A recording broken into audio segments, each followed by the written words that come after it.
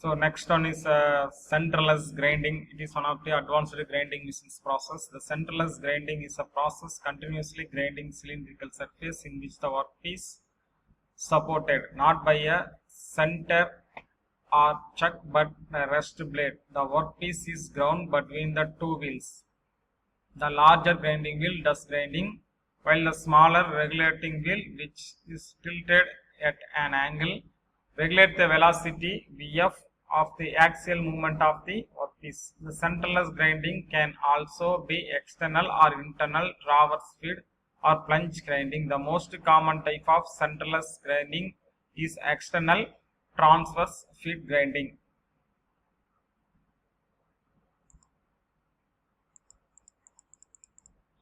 These are the examples of centerless grinding machines. Through feed, these are the work part, rest blade, and this rest blade is the main purpose to support the workpiece, and grinding wheels and feeding purpose. Regulating wheel Vf equal to V sin Vr. External transverse feed centerless grinding. The regulation of wheel is tilted at an angle I to control the velocity of through feed. Next one is a tool and cutter grinding machines. This is one of the grinding, resharpening or sharpening machines tool. They may be divided into two subgroups: tool manufacturing and tool resharpening. There are the many type of tool and cutter grinding machines also available in market to meet this requirement.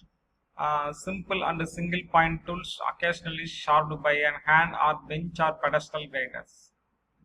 However, tools and cutters with the complex geometry like milling cutter, drills, reamers, holes, rob requires sophisticated grinding machines commonly known as a universal tool and cutter grinder. Present trends is to use tool and cutter grinder equipped with the CNC to grind to large angles, tool angles, concentricity, cutting edges, and dimensional size with high precision. We can tilt this grinding wheel head in 180 degrees. This is a fixes. We can rotate in multi-level up to 360 degree. The grinding wheel consists of hard abrasive grinds called as grit, which perform the cutting material removal held in the weak bonding matrix. The grinding wheel commonly identified by the types of abrasive material used. The conventional wheels include aluminum oxide and silicon carbide wheels, and diamond and CBN wheels fall in the category of super abrasive wheels. Specification of grinding wheel: geometrical specifications and composition specifications. Geometric specifications is decided by the types of grinding machines. The grinding machines operations to be performed in the workpiece. The specifications mainly include wheel diameter, width and depth, rim and bore diameter.